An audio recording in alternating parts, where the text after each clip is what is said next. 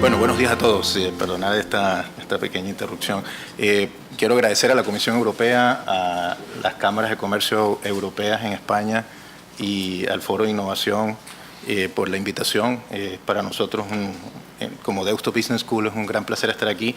Y yo, bueno, he preparado, debo confesarles que yo no, en general no hablo de 10 hábitos, sino de 3 grandes procesos. Pero bueno, en aras de adaptarme al formato, he construido alrededor de esos 3 grandes procesos 10 hábitos, y es lo que quiero compartir con vosotros en estos 15 minutos, ¿sí?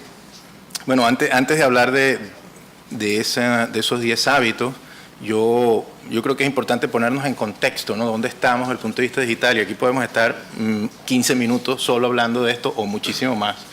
Pero yo creo que lo más relevante está en esta lámina. Es decir, yo he tratado de colocar allí cosas de las que se viene hablando en los últimos años y muy recientemente en los últimos meses. Es decir, desde implantación tecnológica tradicional en el back office de un ERP tipo SAP, Oracle, etcétera. Luego todo el fenómeno de las redes sociales, Facebook, Twitter o redes sociales dentro de las empresas, ¿no? Usando cualquiera de las plataformas de proveedores privadas. O, bueno, incluso también cloud computing, como este nuevo fenómeno donde todo lo ponemos en la nube, ¿sí? Y he puesto también, obviamente, ciertas tendencias tecnológicas, ciertas olas tecnológicas que empiezan o están ya con nosotros, ¿no? El Internet de las cosas, ¿no? Es decir, la posibilidad de que también a través de la nube, del cloud computing, pues todos los dispositivos del hogar, de la oficina, de los edificios, de nuestros edificios estén conectados en la nube y los podamos gestionar a distancia o podamos tener un control sobre ellos o ellos comunicarse con nosotros, ¿sí? Seguramente habrán oído cientos de ejemplos de esto, ¿no? Poder desde casa encender la cocina o apagar el horno, etcétera, ¿no? O también el fenómeno, la tendencia actual del coche sin conductor, ¿no? El driverless, donde Google ha empujado muchísimo, y recientemente ha habido la noticia de sus prototipos iniciales en coches, donde se espera que haya un gran impacto en la sociedad, ¿no? Donde no solo estamos allí viendo un impacto que puede venir sobre el sector automoción en sí mismo, sino también en la manera como parte de la sociedad que quizás antes no tenía la posibilidad de conducir un coche, ahora lo podrá hacer porque no necesita conducirlo. De hecho, no necesita conducir, sino que necesita que lo lleven, ¿no? Entonces, todo esto incluso tiene planteamientos de servicio, es decir, pues a lo mejor no necesitamos un coche en un futuro muy cercano, sino que se lo rentamos a Google y que nos venga a buscar, ¿no? Entonces, todas estas cosas pues nos llevan, la tecnología en sí misma empieza a generar una serie de escenarios futuros cercanos para la sociedad y para las empresas, ¿no? Y bueno, obviamente he puesto aquí al Google Glass, ¿no? Como ese fenómeno en el cual nos hablamos con un dispositivo, ¿no? Donde hay mucho de lenguaje natural de comunicación con esas gafas y como dispositivo de interacción con el ser humano, ¿sí? Bueno, todos estos dibujos aquí o ejemplos que he puesto, yo lo quisiera resumir en la lámina, en el gráfico que está a la izquierda de la lámina, donde básicamente lo que quiero reflejar es que tenemos una velocidad de cambio tecnológico abismal, y de hecho le saca una brecha importante al cambio o a la velocidad de cambio social y a la velocidad del cambio organizacional. Y esa brecha entre la velocidad del cambio tecnológico con respecto a nuestra capacidad propia como sociedad u organización o individuo a perseguir ese cambio tecnológico, a adaptarnos a esa velocidad de cambio tecnológico, nos genera estrés, ¿no? Nos genera estrés y nos pone en situación de vulnerabilidad. Yo creo que a mí me gusta, aunque es una palabra que puede tener una connotación negativa, yo creo que hay que ser, una de las cosas importantes es ser consciente a lo que nos enfrentamos, y es que muchos modelos de sociedad o de organización están en una posición de vulnerabilidad ante estas nuevas tendencias, ¿no? Yo también en ese gráfico quisiera reflejar que porque la gente muchas veces me dice, Osvaldo, siempre se ha hablado del cambio tecnológico y esto no es nuevo, es decir, desde los años 60, cuando empezó toda la era de los ordenadores de mesa, en los años 70 con el surgimiento de Apple, ¿no? A finales de los 70, pues esto no es nuevo, ¿no? Siempre se ha hablado de esto, se hablaba en el año 2000 de que se iba a acabar el mundo por el cambio del milenio, es decir, siempre hemos tenido estas amenazas, entre comillas, ¿no? ¿Qué es lo diferente ahora, ¿no? Yo lo que digo es que lo que es diferente es que el punto de inflexión que ustedes ven allí, es decir, el punto en el cual la curva roja sube de manera repentina a mayor velocidad, ha ocurrido en los recientes años. Es decir, esto no lo digo yo, esto hay evidencia en diferentes estudios, expertos, ¿no? En diferentes universidades que vienen trabajando el fenómeno, muy apoyado en las leyes que ya existían, como la ley de Moore, ¿no? Esa capacidad que tiene la tecnología de duplicar sus capacidades en muy corto periodo de tiempo. Y para muchos expertos, pues es a partir de principios de este milenio, el 2003, quizás con la aparición del iPod, ¿no? Como ícono, y posteriormente del iPhone, solo por mencionar algunos dispositivos, cuando se piensa que esta curva empezó en su punto de inflexión que se muestra allí a mostrarse con mayor fuerza. Y si ustedes observan lo que ha ocurrido quizás en los últimos 5 años, es mucho más potente, es mucho más arrollador que lo que ha ocurrido desde el punto de vista tecnológico en los 30 años anteriores, ¿no? Lo cual, si lo vemos con evidencia propia, esta curva tiene todo sentido, es decir, no necesitamos realmente, aunque lo hay, y si a alguno le interesa, pues podemos compartir artículos en este sentido que demuestran que esto está pasando realmente, ¿no? Entonces esa es la gran diferencia entre los años, lo que pasó entre finales de los años, principios de los años 60, cuando nace la economía tecnológica, ¿no? Con IBM, luego en los 70 con Apple, hasta principios del 2000, sí, ya podemos hablar de 30, 40 años de desarrollo en el sector de ordenadores y de PC y de computación en general, y lo que ha pasado del año 2000 hacia acá es otra historia, ¿no? Entonces, dado que esa es la realidad que estamos viviendo, yo planteo, o nosotros planteamos, que ese crecimiento exponencial genera una gran complejidad a la sociedad y a las organizaciones. Esa complejidad está asociada al hecho de transformarse. Entonces, transformarse no es algo trivial, transformarse implica, como ustedes saben y lo viven en sus organizaciones, procesos de cambio complejos. Entonces, esa complejidad además es aún mayor si le introducimos la variable de incertidumbre, porque uno de los grandes retos que tiene esta gráfica que le estoy mostrando aquí es que es muy difícil predecir lo que va a haber en 5 años, ¿no? De hecho, algunos autores, algunos futuristas, ¿no? Como Kurzweil, ¿no? Que es un asesor de empresa del Fortune 500, que es uno de los directivos de Google, habla de que, bueno, quizás en el 2020 y algo, pues podemos hablar de inteligencia humana, o sea, robótica con inteligencia humana o al nivel de inteligencia humana, o sea, que 2020 y algo es una cosa cercana, ¿no? Entonces, esa gran incertidumbre es lo nuevo también aquí. Es decir, hoy en día, y es una de las cosas que yo voy a comentar aquí, no podemos pensar en una planificación a largo plazo como lo hacíamos en el siglo anterior. Ese tipo de planificaciones es realmente tonto, es decir, hoy en día tenemos que construir un proceso de gestión más ágil para poder afrontar esa incertidumbre, ¿no? Entonces eso me ha llevado a mí particularmente, mi propia experiencia, tanto como consultor como profesor, a hablar de que ha surgido una complejidad no estructurada, ¿no? Una complejidad que es difícil de estructurar debido a esa incertidumbre, ¿okay? Esto simplemente una presentación de contexto de cómo yo lo veo.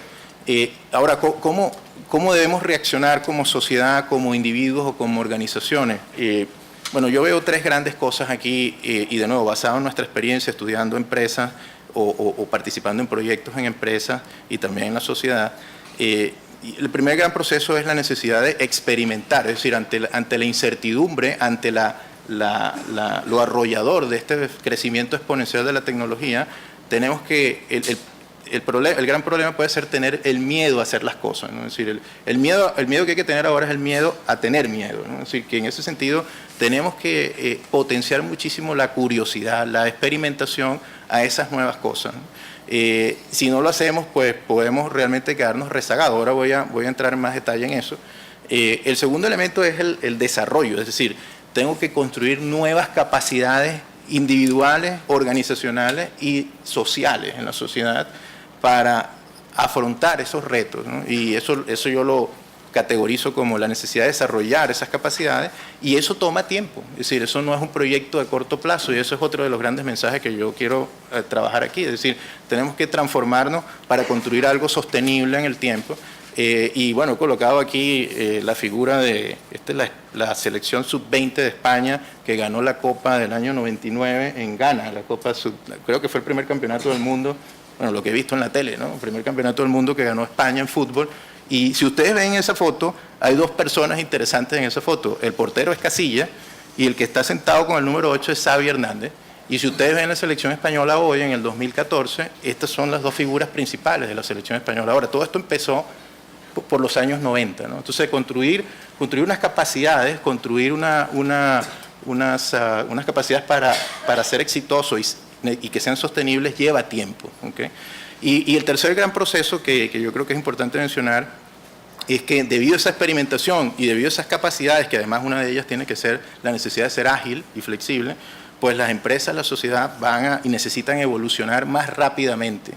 Y si no lo hacemos, pues allí volvemos al tema de la vulnerabilidad, ¿no? ¿Okay? Voy a entrar ahora con ejemplos de las empresas, pero voy a pararme un momento a nivel de sociedad también, porque yo creo que tenemos una gran responsabilidad como sociedad, ¿no? En todo este fenómeno tecnológico que estamos viviendo, hay una gran preocupación por si estamos formando adecuadamente a las nuevas generaciones en nuestro sistema educativo, ¿no? Esto es un debate a nivel mundial. Nosotros en la Universidad de Deusto lo estamos trabajando, en España también se está trabajando, en todo el mundo, en Europa se está trabajando, en Estados Unidos sobre todo, quizás yo creo que son pioneros en este tipo de reflexiones. Entonces, bueno, seguramente ustedes han oído que va a haber un déficit significativo de ingenieros en el mundo en el muy corto plazo. De hecho, ya lo hay, ¿no? Y sobre todo de ingenieros asociados a software, a tecnología, a programación, etcétera, ¿no? Pero también parece que va a haber un déficit de matemáticos, que todo lo que está detrás de la Internet y la analytics lleva a la necesidad de matemáticos, ¿no? Pero cuando hablamos de un déficit estamos hablando de millones de personas, y no estamos hablando que hacen falta 50.000 personas, no estamos hablando que faltan millones de personas en estas capacidades, ¿no? Entonces, desde el punto de vista social, este es un ejemplo, ¿no?, del gran reto que nos trae esto, ¿no? Es decir, estamos como país, como continente, preparados para competir en los próximos retos de la sociedad. Y yo estoy realmente preocupado, y debo confesarles, ¿no? Entonces, en las universidades estamos teniendo este tipo de debates, ¿no? ¿Okay? Bueno, si llevamos estos tres grandes procesos a 10 hábitos, he colocado aquí 9 y el 10º lo he dejado para la siguiente lámina. Bueno, experimentar, he traído aquí la frase de C. Frank, que es un emprendedor de juegos online, que dice: baila como un idiota y no vendas nada todavía, ¿no? Sí, y esto es quizás uno de los grandes mensajes de la economía digital. Es decir, se trata de, dado todo esto que está surgiendo, y por eso ustedes observan que Internet en el fondo es una economía de lo gratis, ¿no? Y todo al principio se ofrece de manera gratis, y luego tenemos que construir o ver cuál es la manera que vamos a monetizar esos modelos de negocio, porque no lo sabemos a priori, y parte de cómo saberlo pasa por experimentar qué es lo que realmente quiere el cliente, cuál es esa necesidad, cómo puedo construir un modelo para monetizar esa necesidad que todavía no la conozco, ¿no? Y de ahí la necesidad, desde el punto de vista de negocio, de la experimentación. Obviamente, esto he puesto un ejemplo de emprendedores, pero es que aquí viene uno de los principales retos. Es decir, cuando enseñamos esto en las corporaciones, el principal mensaje a las empresas es: tengo que empezar a moverme, o tenemos que movernos hacia esos paradigmas de gestión que tienen los emprendedores en la economía digital, si sobre todo mi empresa está alrededor de un entorno digital o se puede ver amenazada o necesita transformarse digitalmente, pues tengo que aprender de los que mejor lo hacen. Y los que mejor lo hacen son los emprendedores digitales, ¿no? Luego vamos a ver un caso, el de Miguel Ángel, asociado a esa experiencia, ¿no? Entonces, bueno, a mí me gusta usar en este caso como ejemplo American Express, que es una empresa centenaria, si no me equivoco tiene 150 años o algo así. Es una empresa además que no es precisamente un producto el que ella tiene que permita compartir, ¿no? Es decir, nadie está compartiendo sus datos de la tarjeta de crédito. De hecho es algo privado. Es decir, cuando hablamos de redes sociales y tarjeta de crédito parece que son incompatibles, ¿no? Y sin embargo American Express en su proceso de entrar en las redes sociales siguió un modelo de experimentación. Es decir, fue yendo con proyectos pequeños donde algunos fueron fracasando y otros fueron siendo exitosos, ¿okay? Hasta conseguir la manera que realmente quería entender cómo era que debía competir en las redes sociales, ¿okay? Creando comunidades. Una de estas comunidades es Open Forum. Aquellos que estén en American Express les invito a que entren allí, que es una comunidad que Forbes la coloca entre las principales en el mundo, y es una comunidad de conocimiento patrocinada por American Express, donde se convierte en una comunidad donde los miembros de la tarjeta tienen unos servicios especiales y además tienen la oportunidad de tener conocimiento de primer nivel de grandes escuelas de negocio, ¿no? Entonces, pero American Express estuvo experimentando, es decir, y este es un caso que se puede discutir con bastante tiempo, pero ahora lo voy a dejar allí, ¿no? Y aquí uno de los principales mensajes es la necesidad de que entendamos que podemos fracasar, ¿ok? Y esto quizás es uno de los grandes cambios de paradigma en nuestras empresas, es decir, el fracaso no debe ser mal visto. Eso sí, lo que es mal visto es que algo que hemos detectado que es fracaso lo mantengamos vivo, ¿no?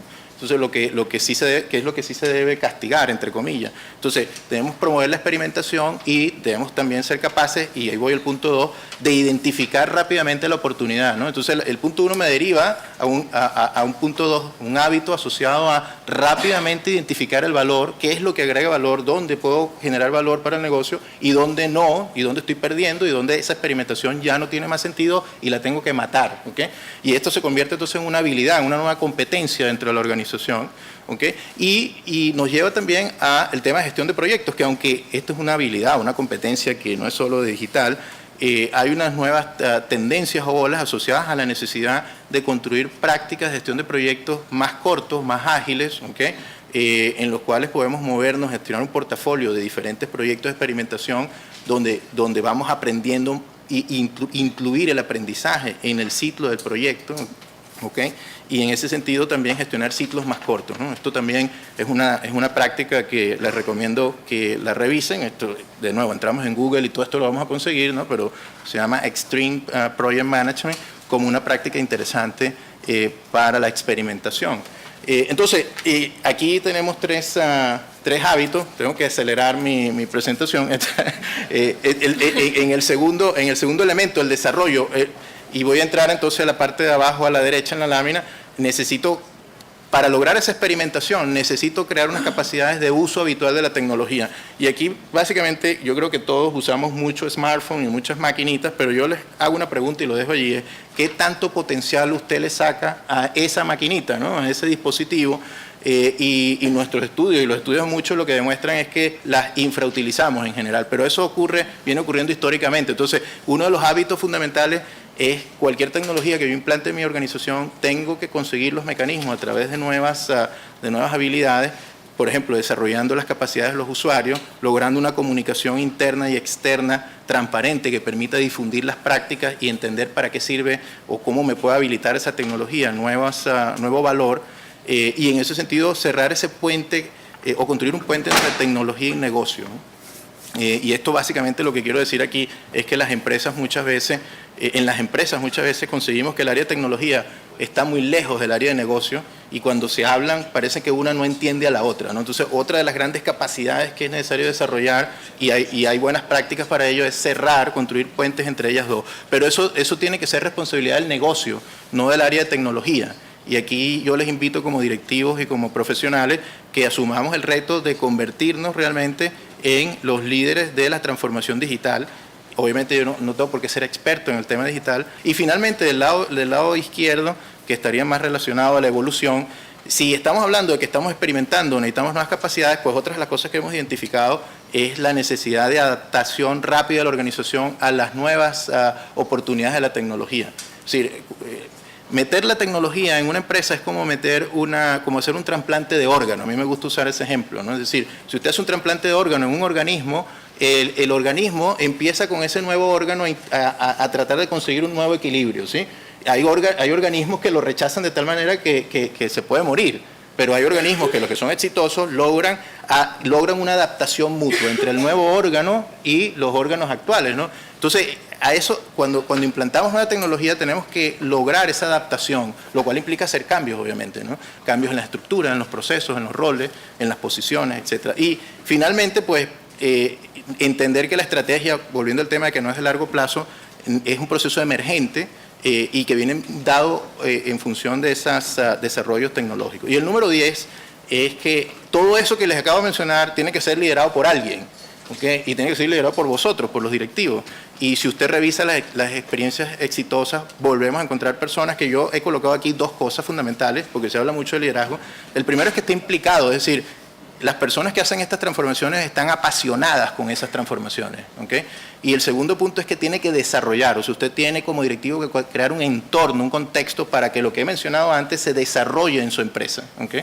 Y tanto, yo creo que en el caso de Steve Jobs, que quizás es de los que más uno percibe que se ha implicado o se ha apasionado con sus cosas, y he puesto aquí también al CEO de Zappos, ¿no? Que es esta empresa de e-commerce de zapatos, que ha creado una cultura alrededor de Zappos interesante. Bueno, finalizo simplemente comentando, permíteme, Martín, hacer una pequeña presentación de la Universidad de Deusto, porque hemos lanzado precisamente un programa recientemente de transformación digital de la empresa, que es Blender en formato presencial online. Si desean más información, pues quedo a vuestra disposición. Muchas gracias de nuevo por la invitación. Muchas gracias, Osvaldo. Muchísimas gracias.